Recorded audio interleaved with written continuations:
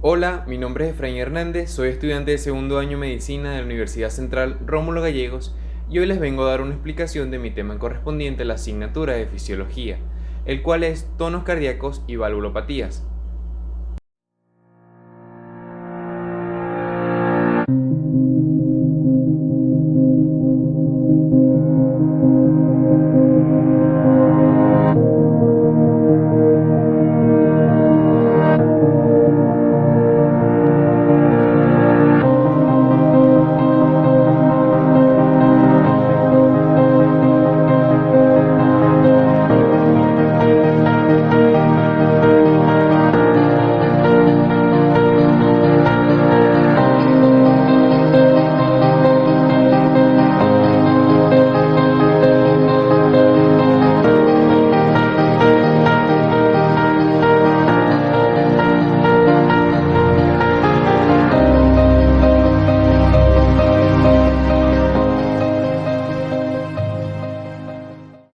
Ok, hablemos de los tonos cardíacos. Como ya todos conocemos, en el corazón existen dos ruidos normales. Estos ruidos son llamados R1 y R2 y son sonidos que se producen por el cierre de las válvulas cardíacas. En el caso del primer tono o R1, este indica el comienzo de la sístole y se produce por el cierre de las válvulas auriculoventriculares, es decir, la válvula mitral y tricuspidia. Este sucede después de una fase del ciclo cardíaco llamada fase de llenado activo del ventrículo, que es cuando las válvulas se cierran porque hay una mayor presión en los ventrículos que supera la presión que hay en las aurículas, y este cierre de válvulas produce el primer tono cardíaco. El mecanismo para producir este tono consiste en que la tirantez elástica de las cuerdas tendinosas y de las válvulas van a provocar el retroceso de la sangre hasta que rebota hacia adelante otra vez contra el respectivo ventrículo. Este mecanismo hace que la sangre, las paredes ventriculares y también las válvulas tensas vibren y provoquen una turbulencia sonora en la sangre.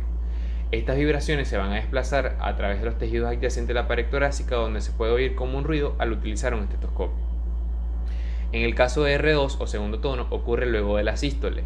Este se produce por el cierre de las válvulas sigmoideas, es decir, pulmonar y aórtica, y ocurre después de una fase del ciclo cardíaco llamada fase de eyección.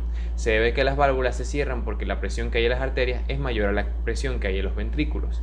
El mecanismo para producir este tono consiste en que cuando las válvulas semilunares se cierran, protruyen hacia los ventrículos y su estiramiento elástico hace retroceder la sangre hacia las arterias, provocando un periodo breve de reverberación de la sangre que entra y sale de las paredes de las arterias y las válvulas semilunares y también entre esas válvulas y las paredes ventriculares. Existen otros ruidos que no son producidos por el cierre de las válvulas, sino por la interrupción del flujo natural de la sangre. En este caso sería el R3 y R4. Estos siempre se van a ubicar en la diástole. El R3 ocurre al comienzo de la diástole, es decir, es protodiastólico, ocurre en la fase de llenado rápido del ventrículo, que es cuando la aurícula pasa toda la sangre que contiene el ventrículo. Este puede ser fisiológico o patológico. Es fisiológico cuando sucede en niños, embarazadas y menores de 35 años de edad, y es porque se produce porque el gasto cardíaco que tienen es mayor. La sangre circula muy rápido, lo cual distiende el ventrículo y esta distensión es lo que provoca el tercer ruido. Es patológico cuando se oculta en personas mayores de 35 años, se presenta cuando hay una insuficiencia valvular o por una miocardiopatía dilatada.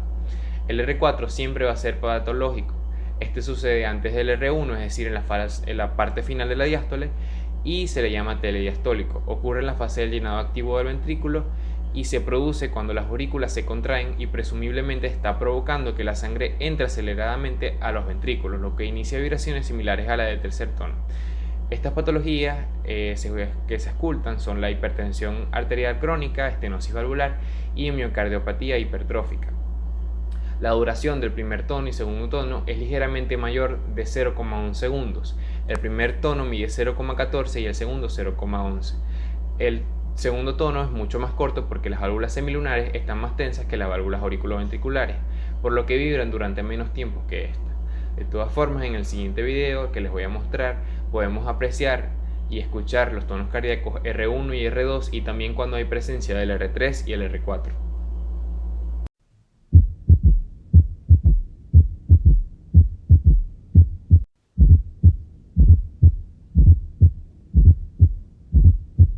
Superficie torácica para la auscultación de los tonos cardíacos normales. La auscultación, para entrar en contexto, es un procedimiento clínico de exploración física que consiste en escuchar de manera directa o por medio de instrumentos como el estetoscopio para valorar los sonidos normales o patológicos producidos por los órganos.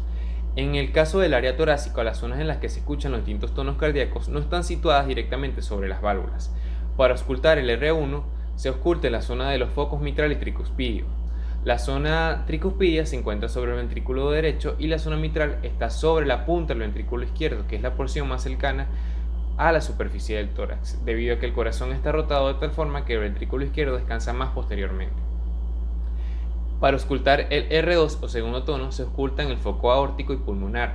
La zona aórtica se sitúa en la parte alta a lo largo de la aorta porque la transmisión del ruido asciende por toda la aorta, y la zona pulmonar transcurre a lo largo de la arteria pulmonar. Ok, ya planteado lo anterior, tenemos a las valvulopatías y a los soplos de las valvulopatías. La valvulopatía engloba todas las enfermedades que afectan a las válvulas del corazón. Estas patologías afectan a la válvula aórtica y mitral en el lado izquierdo y a la válvula pulmonar y tricuspidia en el lado derecho del corazón. En cuanto a los soplos, estos son sonidos como silbidos que son producidos por la sangre turbulenta que se encuentra dentro o cerca del corazón. Las valvulopatías se van a distinguir en tres grupos en función a su severidad. Tenemos a las valvulopatías ligeras, valvulopatías moderadas y valvulopatías severas. En cuanto a los dos tipos principales de alteraciones valvulares, vamos a encontrar a la estenosis y las insuficiencias. La estenosis o la estenosis es la restricción a la apertura valvular, o sea que cuando la válvula se abre para expulsar o eyectar sangre, va a haber un aumento de la resistencia de esa salida de sangre, es decir, esto se considera la incapacidad de la válvula para abrirse correctamente. Las estenosis de mayor relevancia son la mitral y la aórtica. La estenosis mitral es en esta donde hay una resistencia al paso de sangre de la aurícula izquierda hacia el ventrículo izquierdo, y en consecuencia el flujo que va hacia el ventrículo izquierdo es reducido. Entonces, aquí va a haber un aumento de sangre en la aurícula izquierda, lo que hace que se devuelva al pulmón y lo lleva a la congestión pulmonar, haciendo que se forme un aumento de la presión arterial pulmonar, lo que afectaría directamente al ventrículo derecho. Cabe destacar que los tonos anormales o soplos que se oyen en la estenosis mitral son débiles y de muy baja frecuencia. En cuanto a la estenosis aórtica, tenemos que aquí el flujo que va hacia la aorta es reducido por la resistencia en la que la sangre sale. En consecuencia, el ventrículo izquierdo va a necesitar más fuerza para poder vencer esta resistencia. Mientras más fuerza se ejerza, este se hipertrofia. Como consecuencia tendríamos una hipertrofia ventricular de tipo concéntrica, es decir, hacia adentro, y esto se debe al aumento de presión. Como la sangre turbulenta choca contra las paredes de la aorta, provoca una vibración intensa y un soplo fuerte durante la sístole, y se transmite por toda la parte superior de la aorta torácica o incluso hacia las grandes arterias del cuello. En cuanto a la insuficiencia, tenemos que esta es la incapacidad del cierre valvular. Cuando una válvula no se puede cerrar, habrá un flujo que vuelve y la función de la válvula es evitar el flujo retrógrado. La apertura valvular va a ser normal, pero cuando va a cerrarse no puede cerrarse por completo. Tenemos también a la insuficiencia mitral, que es aquí donde habrá un flujo retrógrado hacia la aurícula izquierda y una sobrecarga del aumento de volumen, y este retorno de sangre hacia la aurícula izquierda ocurre en la sístole. En los casos agudos habrá una congestión pulmonar, un edema de pulmón por el acúmulo de líquido. Entonces la aurícula izquierda va a recibir sangre de los pulmones y también sangre del ventrículo, es decir, sangre regurgitada, provocando una sobrecarga tanto en la aurícula como en el ventrículo, y en consecuencia estas dos cámaras van a tener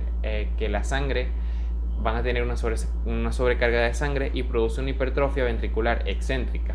En la insuficiencia aórtica es la patología donde hay más sobrecarga de volumen y es donde la válvula aórtica genera un flujo retrógrado hacia el ventrículo izquierdo. Esta se da en la diástole, y recuerden que en la diástole la válvula aórtica debería estar cerrada, entonces habrá un aumento de volumen ventricular y una hipertrofia ventricular izquierda excéntrica porque tiene sobrecarga de volumen.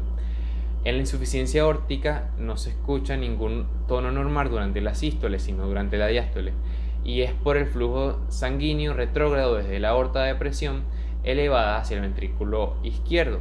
Este provoca un soplo de tipo silbante de un tono relativamente muy alto. Las causas de las valvulopatías o alteraciones valvulares son principalmente la fiebre reumática, que va a inflamar a las válvulas. También está la causa congénita, que es cuando la persona nace con esta valvulopatía, y el infarto, que cuando ocurre un infarto de miocardio en la zona del músculo papilar, este afecta también a las válvulas.